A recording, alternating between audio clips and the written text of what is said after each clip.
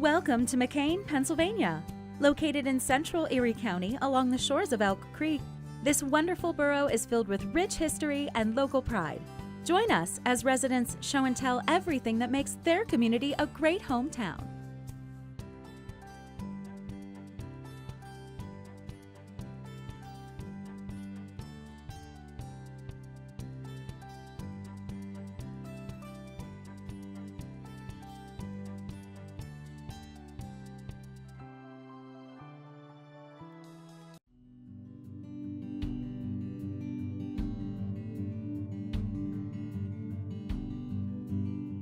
Hi, I'm Rose Scouten, and my topic today is about the history of McKean. We have to start with the township of McKean because that's what started all of this. In the 1800s, the townships were formed, and McKean was one of them. And under those townships, they had these little burgs, of which McKean was one, and we have Branchville and Sterretania, Dunn Valley, South Hill, and North Point, of which all of them are still here except for North Point, which went into Summit Township, and it became 5 Points.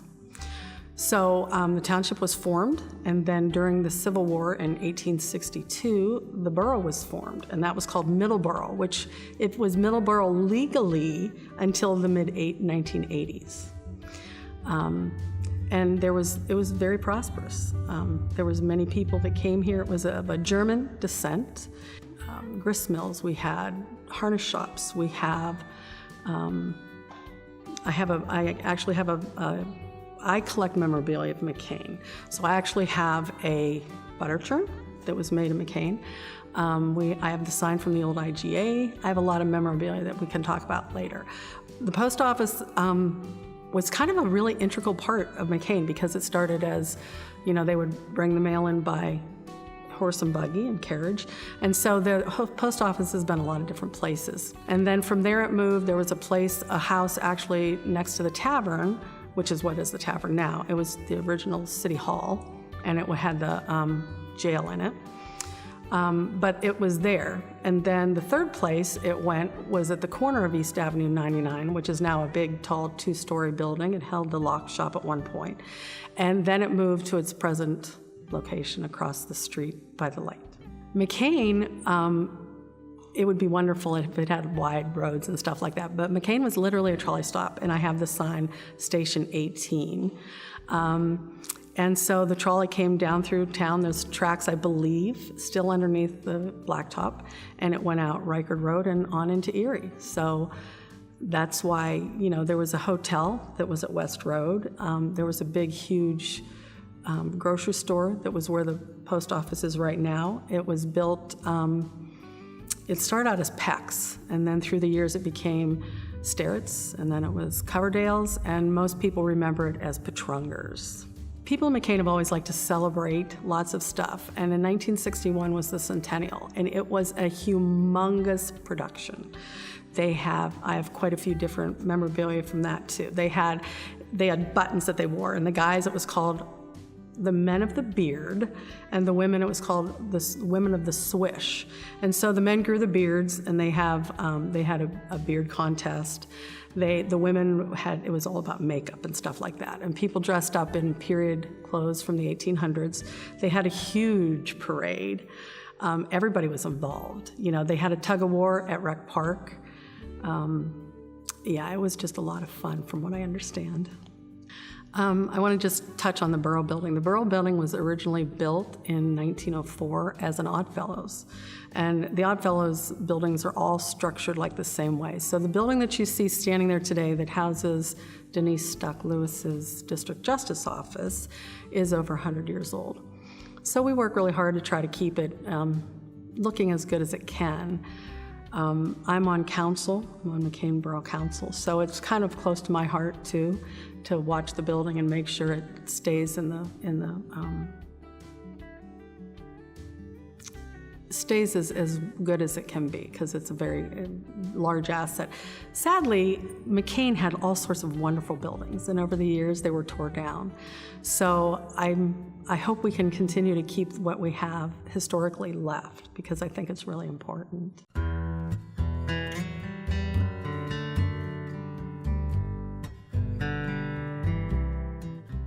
My name is Dottie Holman, and I'd like to talk to you about the one-room schools in McKean, Pennsylvania.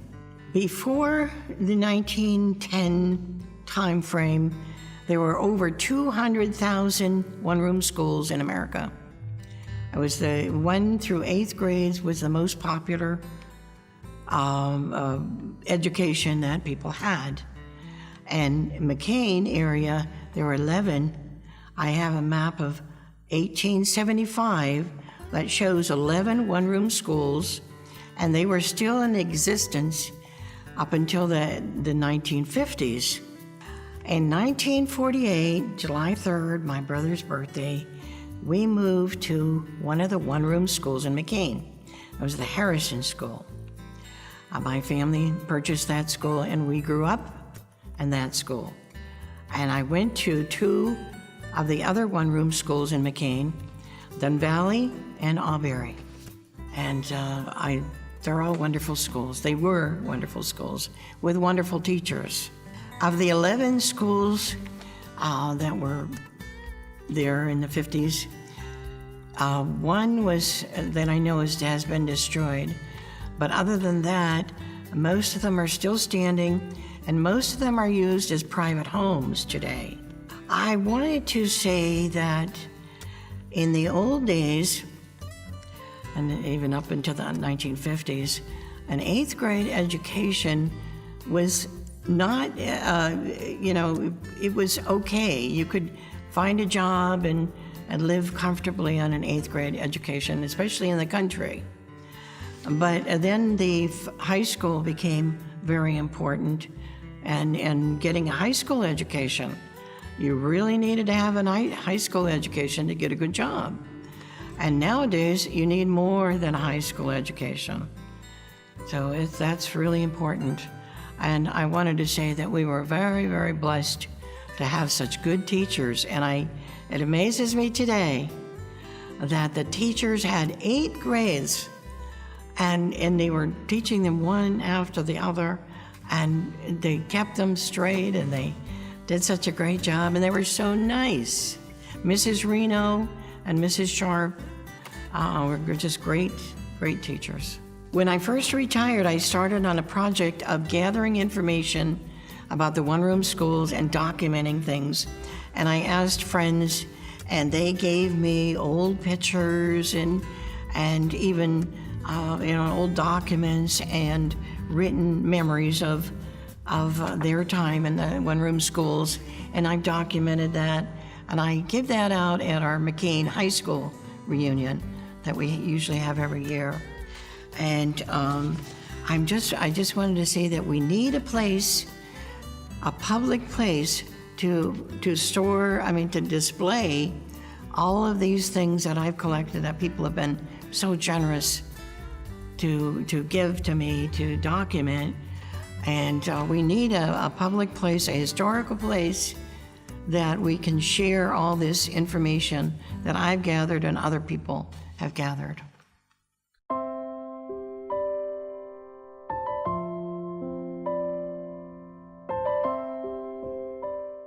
Hi, I'm Marjorie Warner. I will talk about the schools in McKean, very early schools especially. I came from a family of teachers.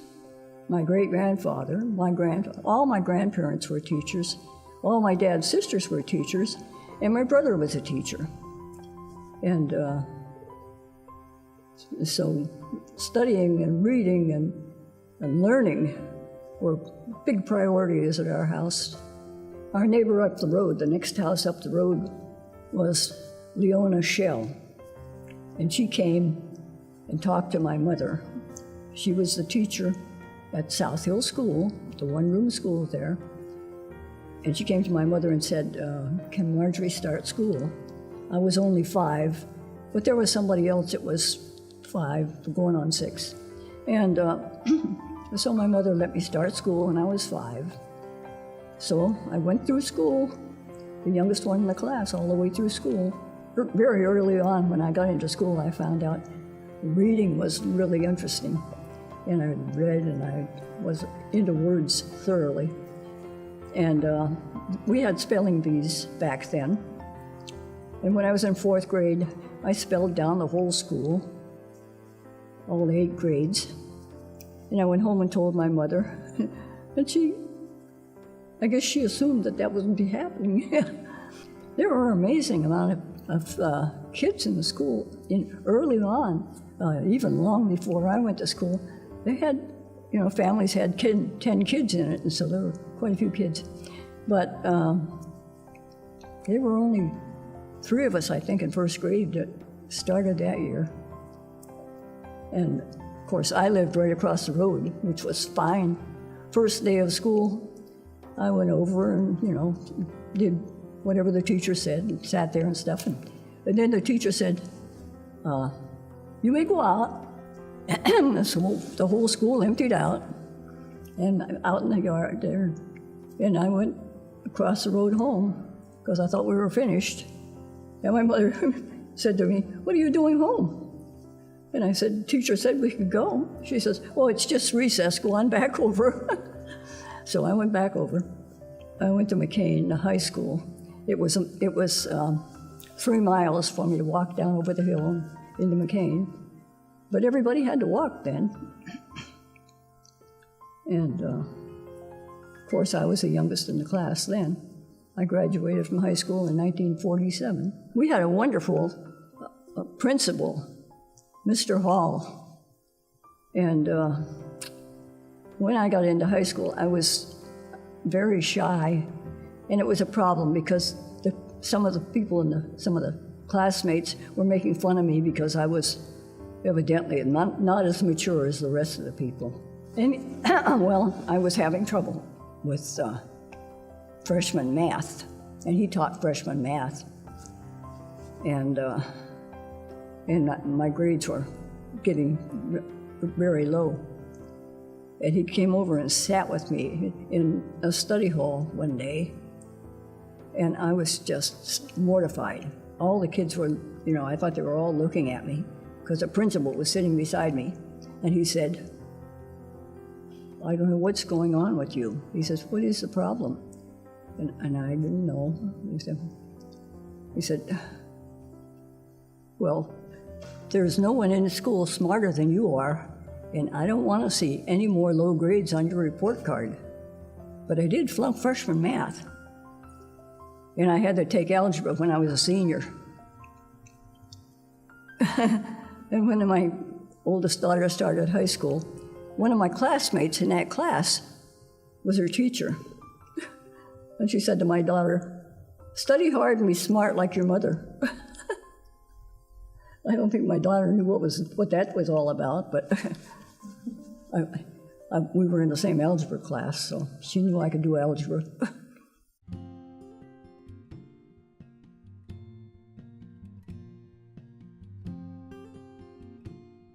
Okay, my name is Betty Lou Banky. I've lived in McKean all my life. I'm 84 years old. I have collected over the years many McKean postcards. They're very hard to find. So I've made it a hobby. There's probably 50 of them, and we've used them for different occasions over the years. The old store, there's a postcard there of the old store. I worked in when I was high school summers. My father cut meat there for years, and then it was torn down, so it no longer exists. McKean Post Office sits on the property there. The other one is the Catholic Church that burned, and there had a home that sat next to it on this property. The church was on this property, and it was torn down over the years. And so I guess those are my 2 favorites. The Burrell School is there. I went to school there from 1st grade to 8th grade, and then I went to McKean High School. So I don't have a high school picture, but the Burrell School is there. And there are things there that the tavern was a jail. It shows that. It shows the trolley tracks, different pictures. They're very, it shows Main Street, up and down Main Street. And so, yeah, they're very precious to me. I'm very cautious who I give them to. I found them at postcard shows, antique shows. Auctioneers would get them for me, and everybody knew I collected them. So that's a scoop.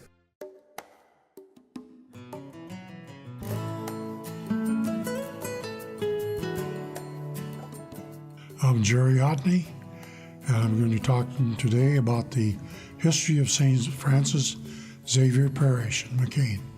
The early history of the church involved the Bishop of Philadelphia, and he was a bishop around 1830. During that time, the Diocese of Philadelphia was composed of New Jersey, Delaware, parts of New Jersey and Delaware, and all of Pennsylvania. The Diocese of Philadelphia continued for quite a while until the Pittsburgh Diocese was formed about 1843, and we were a part of the Pittsburgh Diocese until about 1853, when the Erie Diocese was formed. And the church was largely a church served by priests from Erie or different areas that would come and visit at different times. They did not have a regular pastor until after a new church was built here in Middleborough, and that was about 1877. The church was a mission of St. Boniface in Hammett for quite a while, and eventually they built a rectory, and at that time priests were able to live here, and they had the first pastors largely at that time. So it became a formal parish. The church here continued until about 1963, when there was a fire, and it was remodeled, and it was remodeled before that. But in 1963, there was a fire and a lot of water and smoke damage. And rather than fix the damage, they decided because it was about 90 years old, that they would build a new church. And Bishop Whalen, who came from the Cleveland area, suggested that they visit a church in Richfield, Ohio. And the church that they visited had this design of this church, so they essentially copied it, and the architects were the same, so they built the church after the model of the St. Victor's Church in Richfield, Ohio. And this was in 1968 that they started this church. The stained glass was an important part of the church, and the different symbols are shown on the sides of the glass. The Stations of the Cross are indicated, as well as other symbols which were appropriate to the church property. But very, very impressive. It's particularly impressive when you have a bright sunny day and the sun shines in from the west, or from the east, and lights up this area. It's very colorful. The bells from the old church, when they removed the old church, were saved and put into a bell tower, which is between this church and the main road and the rectory. And it's now a carillon, but the bells are hanging from the same tower. This church was a fairly expensive church compared to the other churches, and there were a lot of parishioners who donated large amounts of money to build the church. So very generous people who served and were parishioners of the St. Francis Xavier community.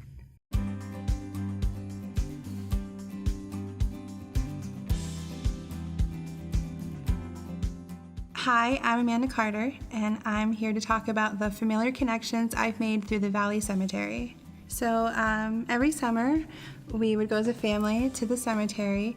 That's where my father's family is buried, and we would go and plant flowers and take care of the graves. And so my father would like to remind us that this is where our family was buried.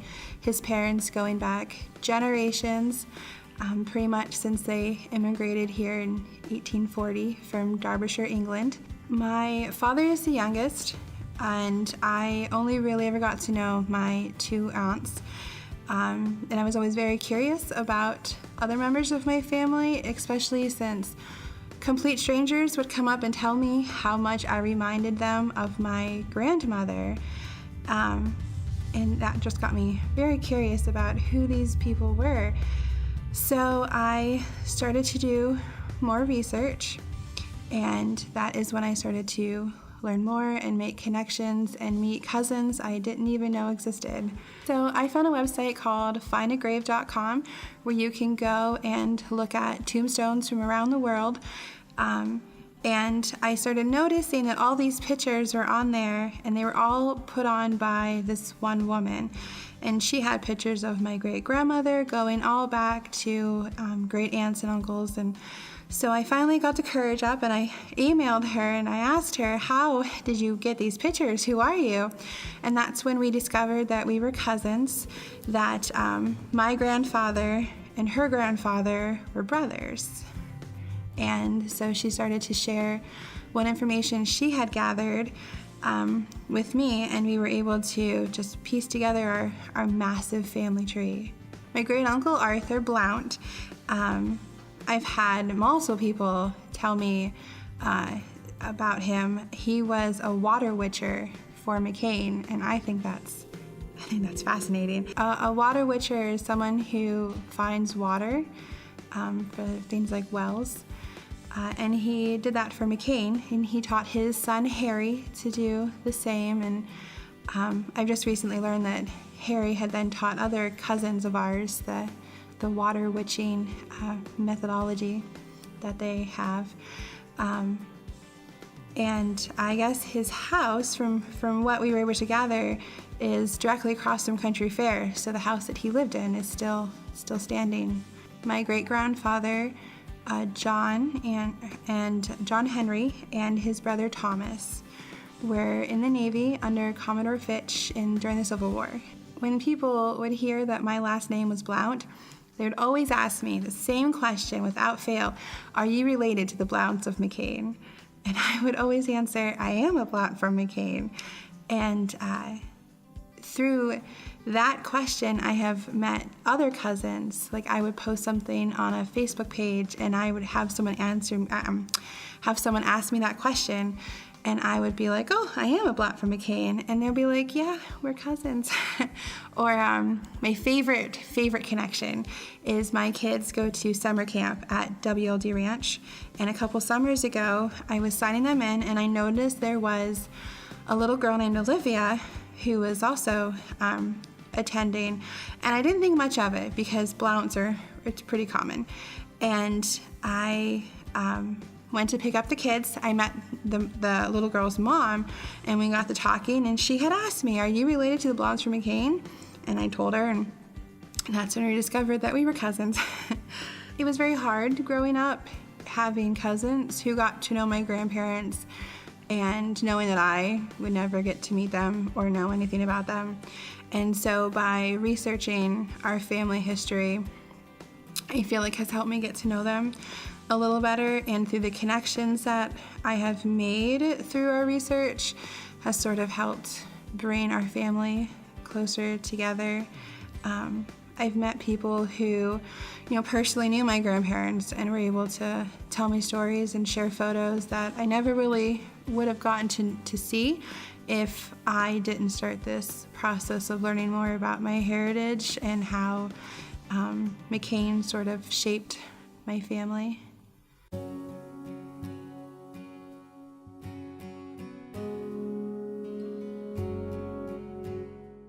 I'm Jeff Plyler, and I'm going to be talking about Plyler entry systems, originally Plyler overhead door.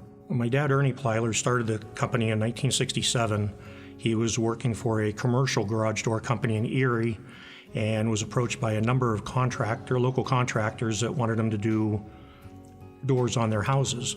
So he started doing that part-time, and as it began to grow, he decided to pursue it full-time and just go into it and make it work. So from there, he just started growing. The first few years were a little lean, but he always found stuff to do and just kept busy. And little by little, the business grew and grew. Started out of a one-car garage at our house, and the first truckload of doors that he got, the semi was almost out to the road, and the garage was full of garage doors, and he had no idea what he was going to do with all of them, but then outgrew that and moved into another small garage, and in 1972 built a building down on Windswept Drive in McKean, and we were in that building from 72 until 1986, at which time we built the building that we're existing in now on Fry Road. And back in the beginning, Dad would be sitting in the driveway when I got off the school bus, and I'd get off the bus, get in the truck, and we'd go hang doors. And every weekend, nights, whatever, and then summer vacation, it was work all summer with Dad. It was just mainly the two of us back then, and then as the business grew, he hired some helpers, off and on, different people to help him out. And in 1978, when I got out of school, it was just him and I. It was the two of us. In 1979, we hired a helper, and myself and the helper started installing. The business started to grow, and now we're up to, we employed 55 people total in 3 locations. We have a location now in Hadley, Pennsylvania, and one in Jamestown, New York. And so just little by little, the business continued to grow. We started doing the home shows when they were in at the Mill Creek Mall, and that gave us a big boost and got our name out there. And then one of the big things we did years ago was had a jingle made, and the jingle really seemed to promote us and stuck with everyone, and they knew who we were. So the business continued to grow. Back in the early 80s, when building was really going well, mid 80s, at one point we had 160 contractors that we installed doors for. And nowadays there aren't that many contractors around, but at the time, between all those contractors and individuals, it kept us pretty busy. In 1994, I bought the business from my mom and dad, bought the building. We built the building as a partnership, and so I bought their half of the building and basically ran it by myself. And my oldest son graduated from high school in 2002, decided to go to Myrtle Beach for college. My second son graduated in 2004. He likewise decided to go to Myrtle Beach, and then my daughter graduated in 2006, and she also decided, the boys were there, so she decided to go there as well. So my wife and I thought, the kids are gone, we'll never see them again, they'll experience the Southern life, and they won't come back to McKean. Well, one by one they came back, and now all 3 of them are involved in the business, basically running everything and the day-to-day operations of it, and doing a great job. So it's 3rd generation, and continues to grow. Over the years, we've just always tried to give back to McKean, and we've always loved it here. My dad and I were both charter members of the McKean Lions Club. We were both members of McKean Hose Company. We were both actively involved and held offices at McKean United Methodist Church. My wife and I taught Sunday school there. So we've been involved with the community as much as we can. We've always tried to give back because McKean has been good to us. People don't realize how convenient McKean is, especially in our business with going anywhere in the county. It's so convenient for us to get there, and McKean's just a great area. It's one of the best kept secrets that there is.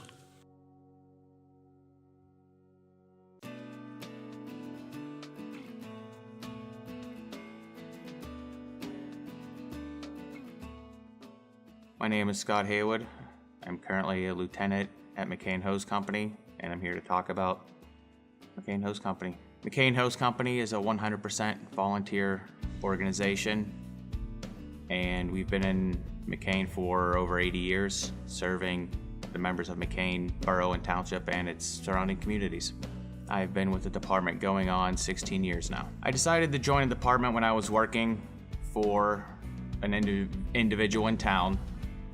He was a member, the other coworker was a member. I was spending a bunch of time at the fire hall and not being able to do anything. So I figured, I went home, talked to the wife, and I said, I think I'm gonna join. And 16 years later, I've been president for 7 years. I've been a deputy chief a couple of times, lieutenant multiple times. I'm pretty ingrained into the fire hall and don't think that I'll ever leave. They'll have to drag me out of there. Currently, our department has 2 engines, a heavy rescue truck, an ambulance, and a pickup brush truck. We just received our new 405 engine a couple of months ago. We worked very hard to get something that we needed, and it has done great things for our town already. Currently, we have about 20 to 25 active members in our fire department, which is not enough. We run over 700 calls a year. For a small town, that's a lot of work, and we're always looking for more people. So if you're interested, if you live in McKean and you're interested, please show up on a Monday and come take a look and see if it's something you'd like to do. And if any town that you live in, go and help out your volunteer organization. Also, we run a junior program, so any child that is 14 years or older, they can come and join. We have 6 or 7 in our junior program currently. There are things they can and cannot do because of being juniors, but they do get a first-hand look, and by the time they're 18, they are, in our department at least, full-fledged members and can start becoming an active firefighter or an EMT once they pass their classes that are needed. McKean Hose Company is a vital organization in this community, not only for fire, EMS, protection, but we're also a community-based organization. This year, with the COVID going on, there were a lot of children that couldn't have a normal birthday party. I came up with the idea, talked to the chief about doing a drive-by, lights and sirens for these kids, and we did probably close to 30 of them in a 2-month period of time and one night a week. My email was going nuts. I was getting emails from Erie, from Crawford County, from Mill Creek. I had to tell them, I'm sorry, it's just for McKean community. The response was amazing. The parents loved it. We got signs, we've gotten, cookies, donations out of it. It was great. We did one for one of our life members, had a birthday, 80 something, I'm not sure, but we went to him. It wasn't just for kids. We had a 21-year-old that couldn't go out to the bar on his birthday, so we brought a fire truck to him. It was really fun experience on our end as firefighters, and being able to see the smile on the children's faces was priceless.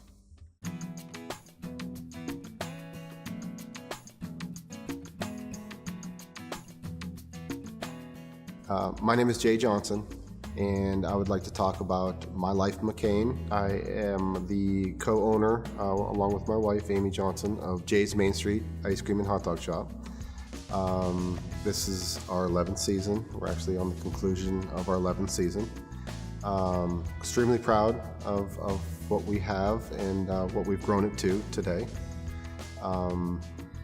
It all began with me actually growing up in the town of McKean. Wonderful community, wonderful place. Going to the elementary school right over the hill from our place, and then off to James W. Parker Middle School, General McLean, playing sports, being a part of the community, working on a local farm growing up, just absolutely loving the place where I grew up. And Went off to college, Mercyhurst University now. Got a business degree. Anticipated moving on and outward from the community, from the area, from the state, but luckily I didn't. I found myself in a couple opportunities to stick around, and started my career here.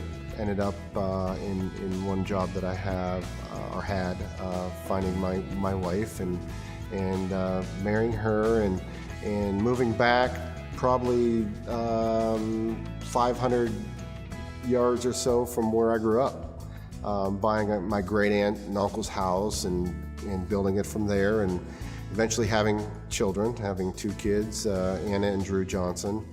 And in 08, late 08, early 09, we came into the Great Recession, and it just so happened that I lost employment at that time. My son was only a few months old, and I was at home not sure what to do and how I was going to proceed forward being a husband and father and provider. I literally stepped up from my home office and went up to the ice cream store thinking, if I can't find a job around here, I'm somehow going to create one and or buy into a business. Always had an entrepreneurial drive and the spirit and the fire to do so. So it wasn't not for sale, just let it be known it wasn't for sale at the time.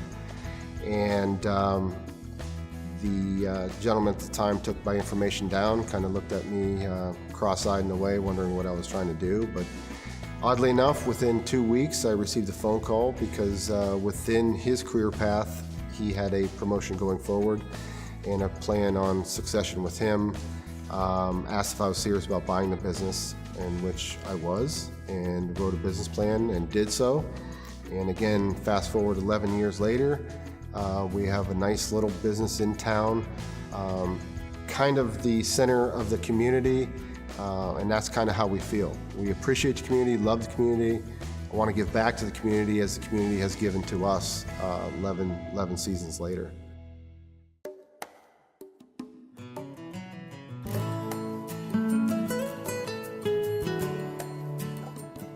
My name is Lisa Roberts. I'm the health and physical education teacher at McKean Elementary in the General McLean School District, and I'm here to talk about our exciting new cross-curricular fitness trail at our school. At McKean Elementary, we have wonderful property, and we utilize it often. Our district has a long history of supporting a strong health and physical education program, and especially at the elementary levels, we ski, we bike, and we're outside often. But I saw it as an opportunity to use some land that wasn't being utilized to create kind of like an obstacle course, natural experience for the students. And the ideas came from taking my kindergartners for a nature walk. They really enjoyed going out in nature and talking and just having that time together. I also was able to observe the natural playground out at Beach 11 that Dahlkemper's Landscaping constructed, and inspired me to do something like that at our school. We started thinking about how we could make this trail happen, and after some trial and error realized that we needed professionals. We couldn't do this on our own and have it be to the expectation that we wanted. So we got an estimate, we got some plans, and then we started figuring out ways to get money. Talking to local businesses, writing grants, and we've had just tremendous support from our school district, from our McKean PTA, from local businesses, and individual donors. So we've been very fortunate. The Erie Community Foundation, we received a grant from them last year. We received a donation from a local gentleman, Jerry Agers, who's been a wonderful support to our community for many years. The St. Francis Ushers, the Lions and Lionesses of McKean, as well as our PTA, and parents as well have donated. So we're really lucky. At this time of this taping, the trail is currently being built. It's about 80% done. It will be done by September 2020, and then we plan on utilizing it as much as possible. The trail consists of 6 distinct areas, and the trail is very unique to McKean. Each area is in honor of a McKean or local resident that's had some impact on us. So we're really excited to have this as a community treasure. So not only our school students will utilize it, but the entire community. And it's going to have a cross-curricular theme. So not only are children and adults able to be active, but it also can be tied to science, math, reading, and art, and music. We have a music area as well. The trail at McKean, I envision being used for many years to come by the school and the community. The 6 areas include biking, climbing, a sensory area with free moving parts, a music area, balance. There's also like a natural island area that has a habitat. So I see it as something that will be utilized for a long time, and I'm really happy that I could be a part of it, and we have plans in place to keep it maintained for eternity.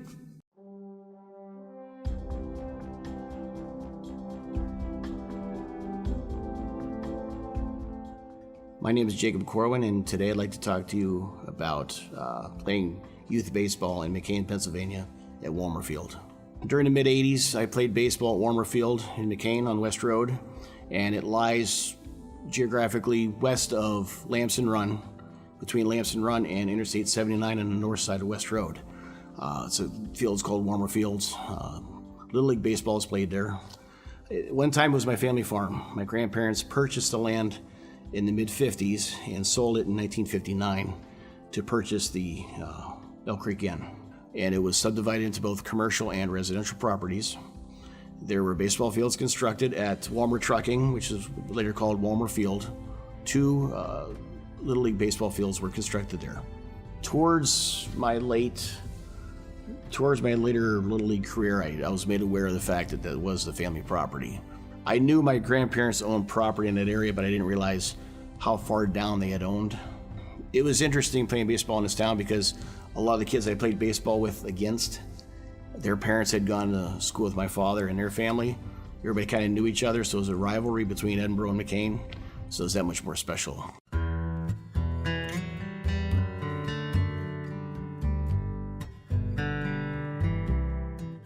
Hi, I'm Beth Laughlin. I moved to McKean in 1996. The very first thing I did was join the McKean Garden Club. And after being in the community for a little bit, I realized there were no Christmas lights or holiday lights. And I made it a mission to bring lights to McKean. Well, I went to one of the borough council meetings and I presented my quest. And I was told at the time that one of the other ladies there tried for years to get lights in McKean and it couldn't be done. And they told me it couldn't be done. And I said, well, you've never met me, and I will bring lights to McKean. And it took years, it really took years to get all the legal things that you need to do through Penelect and Verizon to get the poles approved to have the lights installed. So then my next feat was fundraising because it was close to $3,000 to make this happen, plus the lights were $200 each on sale. So I did fundraising, and at the time, Demery Thompson was the president of the McKean Garden Club, and I was the vice president then. She succeeded me, and she was my right-hand person during this whole adventure. And lo and behold, on December 14th, 2007, we turned the lights on for the very first time, and that was a very special date for me. I think that we are the only township or borough or community where the residents themselves, being me and my husband, take care of all the lights and hang them all ourselves. I originally went through and labeled each pole to each corresponding light, and every November I bring all the lights up out of storage from our basement at our business, Laughlin Properties, and I go through every light bulb and fuse. And then I load up the truck and get it ready. I drive the truck. My husband gets on a extension ladder held by either his cousin Jim Laughlin in the past, friend of ours Chris Rajecki, my brother-in-law Dan Laughlin, and then Jacob Mankiewicz, who is also our friend and electrician. So he helps me out with some of the lighting issues that I may have. This past year, I changed all the lights from incandescent to LED. So I'm not really sure how much it saved the community, but it was going to be very cost effective and very efficient, and I was very pleased with how the coloring was for the LEDs. When I first started putting up the lights, it was thought in the community that Jerry and Beth Laughlin pay the electric bill, and that's not true. The McKean Borough does pay the electric bill every year. I get a letter of gratitude every year, and I don't do this for any kind of gratitude or anything. I just wanted to bring spirit and light to McKean during November to January, February. It fills my heart with joy. So we put up 14 pole lights, and I have 4 very large displays of snowflakes that go into the McKean triangle. Everybody knows of the big flower bed that's in the 3 points as the triangle. So every year I light that up as well, and that's the starting point to the display.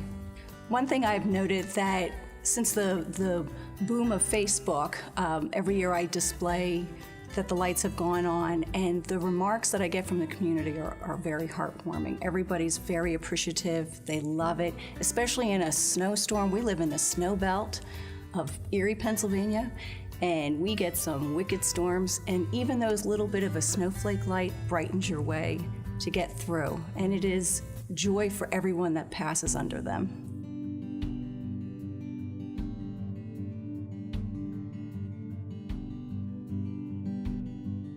Hi, I'm Julia Strelka, and I'd like to talk to you today about Julia Hospice and Palliative Care. Julia Hospice and Palliative Care is a healthcare agency that will treat people at any time in their life that have serious illness. There are 4 components of the Julia Hospice and Palliative Care. The first one is hospice care in one's home, and by hospice care I mean end-of-life care. Most people, when they are at the end of their life, want to be in their home with those that they love and that love them also. The second component, which is the most unique component, is the Julia House. This will be a state-of-the-art 18-bed facility that will be located on West Road here in McKean. Each patient will have their own suite, which will consist of a bedroom, a bathroom, and a porch. There will be a door large enough between the bedroom and the porch so patients' beds can go outside and they can enjoy the fresh air. Patients will be able to be in their rooms with their families. Their families will be able to stay overnight there. There will also be community spaces there, such as a family dining room, a family kitchen, gathering spaces, a music therapy room where people can be together, they can make dinner together, they can celebrate birthdays together, they can celebrate holidays, and really make some great memories.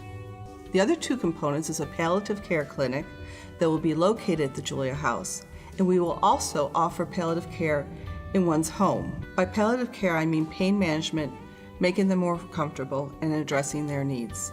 We need a hospice home here for people who are at the end of their life.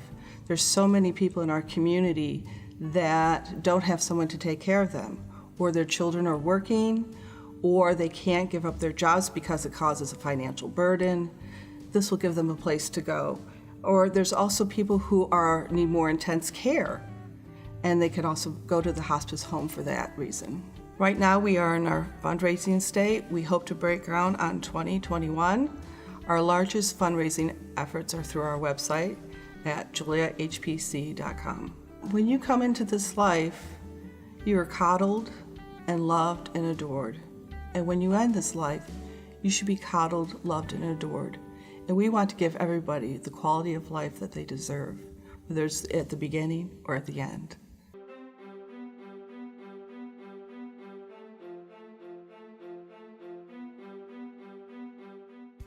I'm Rick Moreland, and I'm here to talk about WMDI, the only radio station from McKean, Pennsylvania. It's back in the 1970s, I found the radio station and just really enjoyed listening to it tremendously.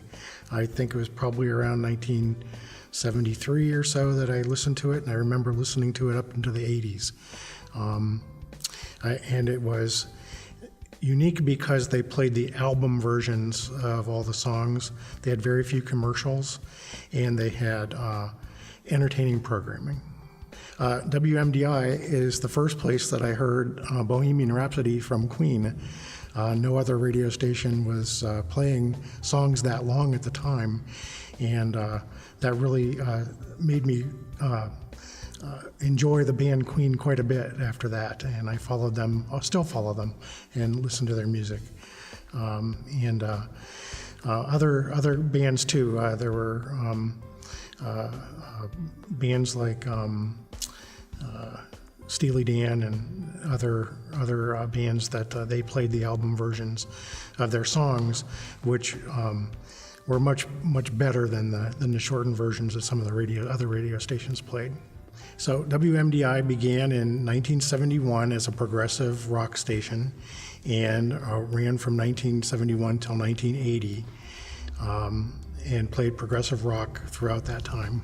In 1980, a Jet 1400 DJ, Ronnie G, bought the station and turned it into Red Hot 102. And Red Hot 102 was on the air until 1986 when WJET took over the station. And the antenna at that time was on one of WQLN's towers. In 2001, it became Z102.3 and has been so since. So I would spend hours listening to WMDI with headphones on and an old Marantz 2250B receiver that my father bought. I would listen to it for hours, and I particularly liked the Sunday evening program when the King Biscuit Flower Hour would come on. The King Biscuit Flower Hour was featuring a particular band at a time. Sometimes it was live music that they would feature, and they would have discussions with the band as well, and that was very entertaining.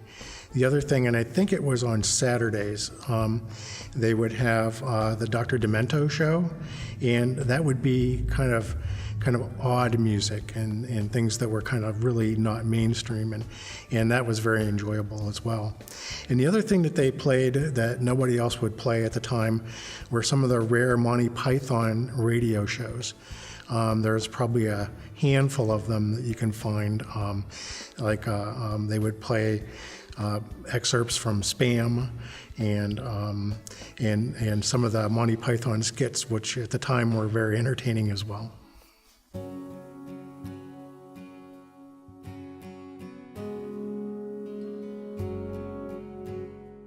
Hi, my name is Chris Steiner, and today I'm going to be talking about Because You Care. So Because You Care is a 501c3 nonprofit animal rescue organization. We've been around since 1981. So our mission is to rescue cats and dogs that have been stray, abandoned, or no longer able to be cared for by their owners. We get them the proper vet care that's necessary, and then we find them homes. So Because You Care actually ended up in McKean because in 2013 we found out that a woman that we had adopted a little dog to had passed away, unfortunately. And she had left Because You Care a bit of money in her will. And it was her wish that we had opened an adoption center. Ironically, about the same time, for about a year prior to that, we'd been talking about needing an adoption center. We had been 100% foster home based up until then. About the same time, I was out driving around. I live very close to McKean, and we were out on Mother's Day 2013, and we saw a sign that a property was going up for auction the following week, and it was just like divine intervention. It was the perfect land. It was the perfect size. It gave us 3 acres. It was right alongside I-79, so it was easy to find, and it's really only 6 minutes south of the Mill Creek Mall, so it's not that far down, and it seemed like the perfect opportunity. So we showed up the next week and ended up buying the property at auction. So the adoption center is different because we wanted the cats and dogs, since we are a no-kill organization, sometimes those cats and dogs are with us for a little bit longer than they would be comfortable if they were kept in cages or in small kennels. So we knew we wanted enough property and a big enough building for them to be able to get out and live life and have a good quality of life while they were waiting for adoption. So the property we ended up buying had a house on it that needed some renovations, and we used that house, renovated it extensively, and turned it into our cat center. So the cats have a bunch of different rooms. They each have multiple rooms that they can walk around in. They have big windows to look out. We have a lot of cat furniture.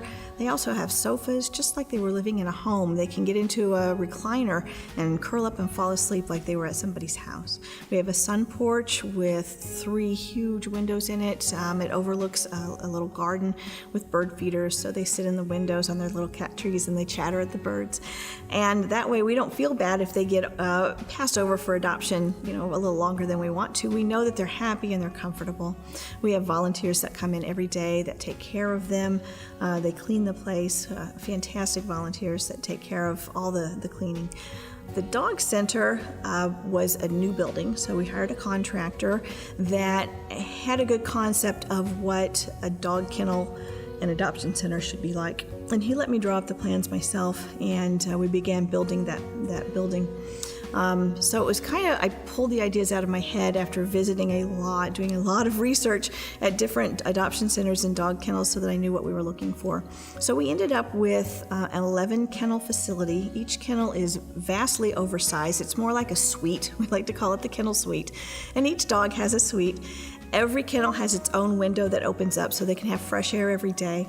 And every kennel has a little doggy door that they can come and go into a little outdoor space. So they have the indoor space with furniture, their food, their water, blankets, toys on the inside. And when they want to go outside, then they can just go right out their own doggy door into a little fenced area and spend some time outside.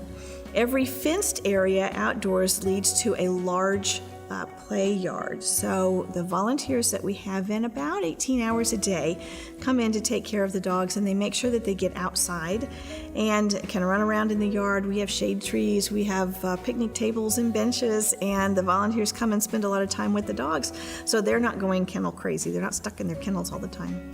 We also have enough property that we have walking trails, and the volunteers can take every dog on a walk several times a day. They get out and they can walk a mile or so at a time before they get put back in their kennels.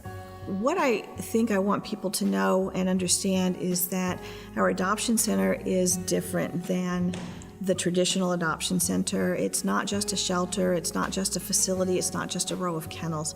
It is a place where people come out and love these animals while they're waiting for their homes. And it is not the sad place that some shelters are.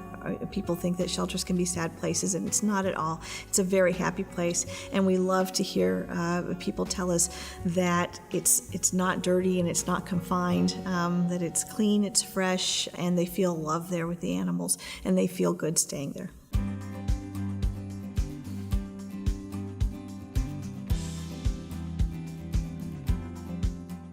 I'm Joe Cieslak Sr., committee member of Boy Scout Troop 73 here in downtown McKean, Pennsylvania, chartered to the right here at St. Francis Parish. McKean Troop is about 71 years old. It's actually older than that, but World War II interrupted it. And we began right after World War II when Harry S. Truman was president, and have continued up till today. Over that course of the time, we've had 77 Eagle Scouts. One of the lures of scouting is camping. Just this year, we attended the National Scout Camp in West Virginia, and where we had the opportunity to whitewater raft, paddleboard. They had zip lines. They had a full BMX course, a full skateboard park, mountain biking, rock wall climbing. Fantastic opportunity for that. Currently, we have 16 boys in the troop, and they range all the way from ages 11 through 17. 2 of them are currently working on Eagle projects at the McKean Rec Park. One of the great things is we have good working relationships with 3 other community assets in McKean. We work readily with the McKean Rec Park. We've had over a dozen Eagle projects at the park. We also have very good working relationships with McKean Ushers Club and the McKean Edinburgh VFW Club.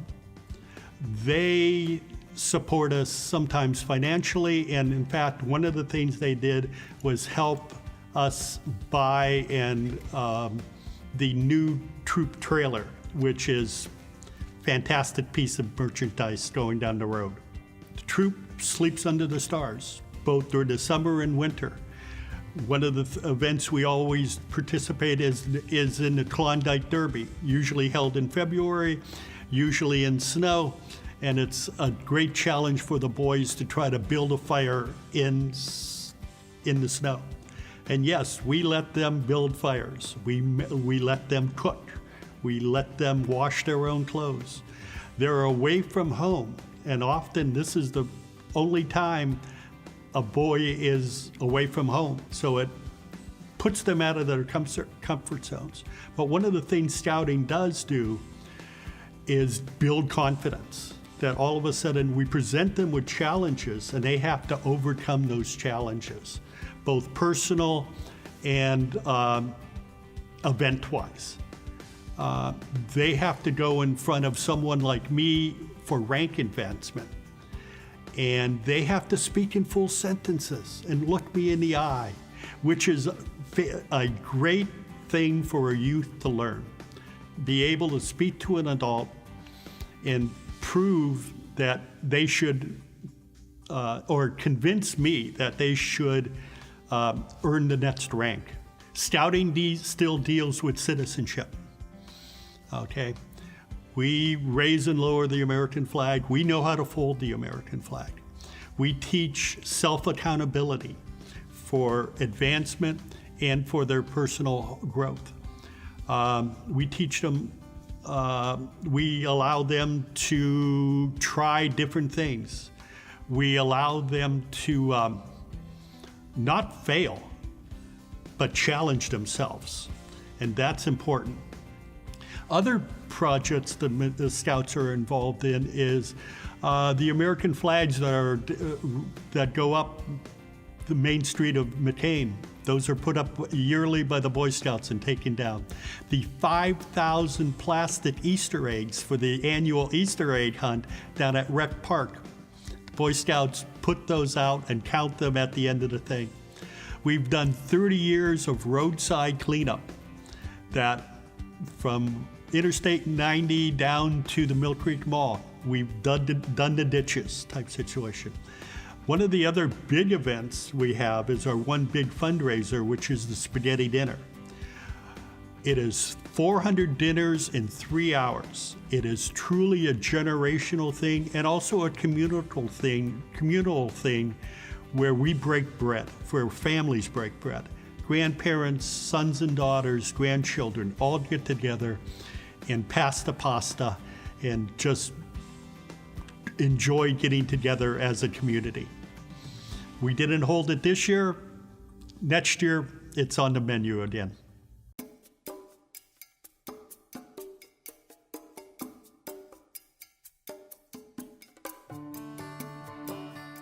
What do I love about McKean? I grew up here, and it was a small town. We all knew each other. Everybody knew each other.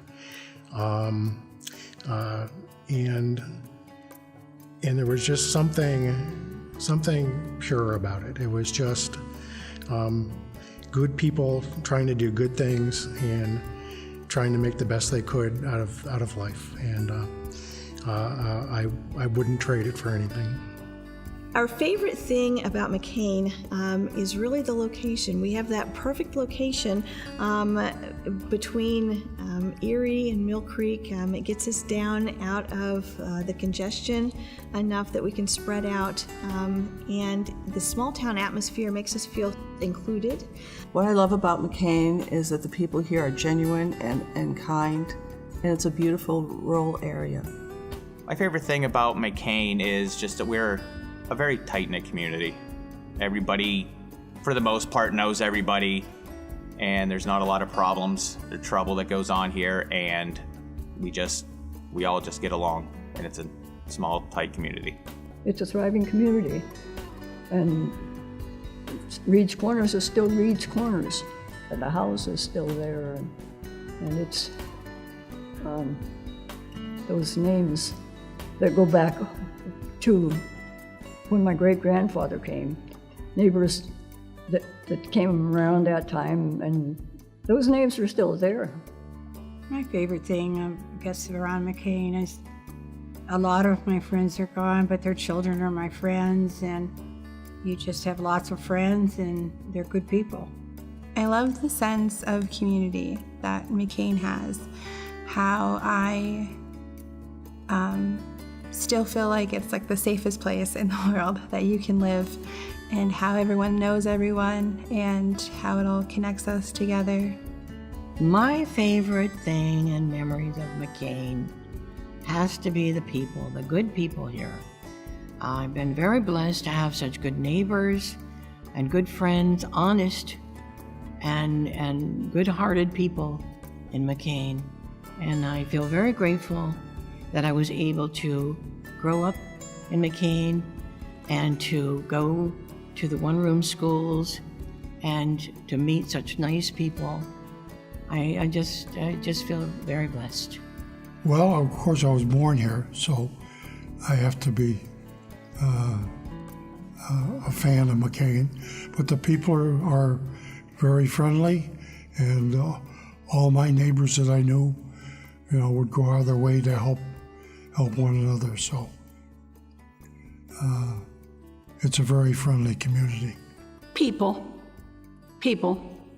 are very friendly. Now it's hard because you don't know a lot of the people, because, so many of them have passed away and moved and all that. But I was only gone from McKean like 2 years, and I came back. I love McKean. I mean, it's always been good. Like I said, friends and knowing people, and they're friendly people, and it's really nice place to be. I love the fact that at any given time, I can go to the store downtown here or the ice cream shop and run into people I've known for years and still catch up on, still talk about stories. Just everybody's family around here, that's all. Everybody's family in this town.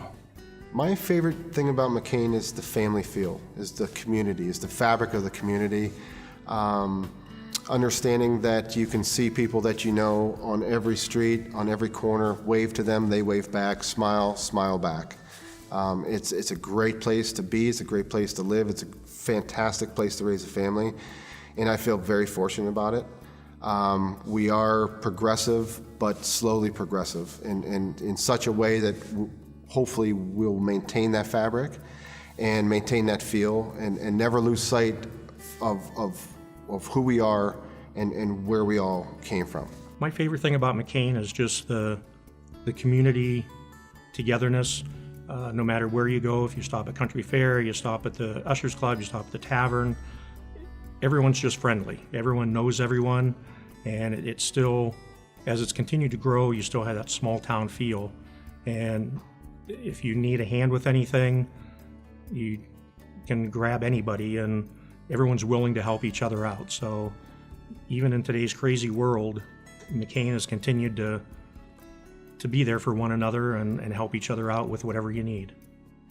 I like the people. I like the fact that I can walk across the street to the post office and somebody will wave at me or honk at me, and you can walk into the Country Fair and you can see people that you know. So, and people care about each other. During this COVID, we've been checking on each other, the elderly and our neighbors and stuff like that, just to make sure that they have what they need. And I just noticed at the Lutheran Church, they put up a blessing box, which is exciting. That's something that I've been kind of thinking about. So they took it to the next level, and they actually did that.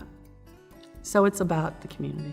My favorite thing about McKean is my students.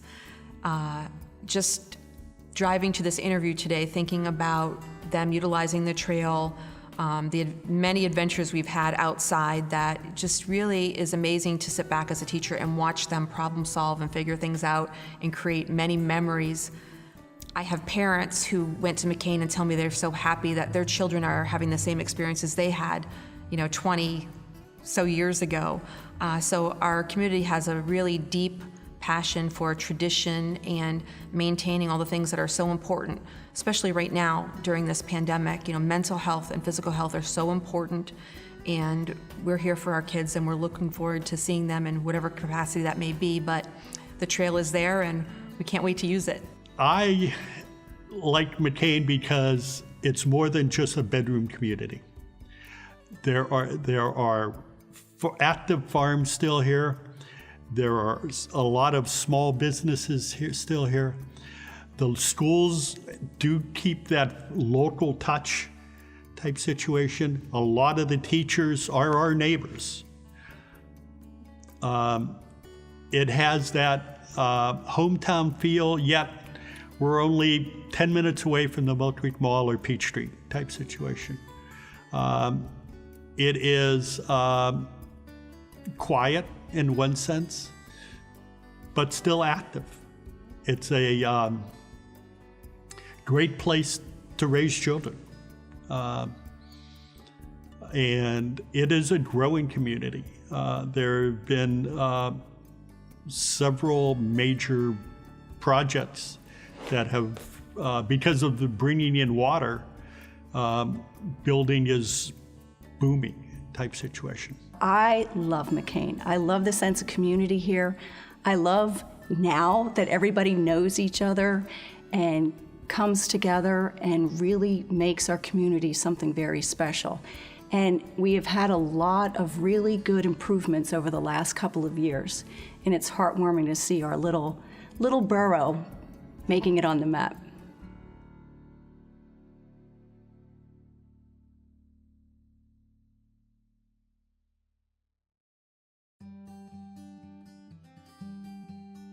Our Town Stories from McKean is brought to you in part by Erie County Gaming Revenue Authority.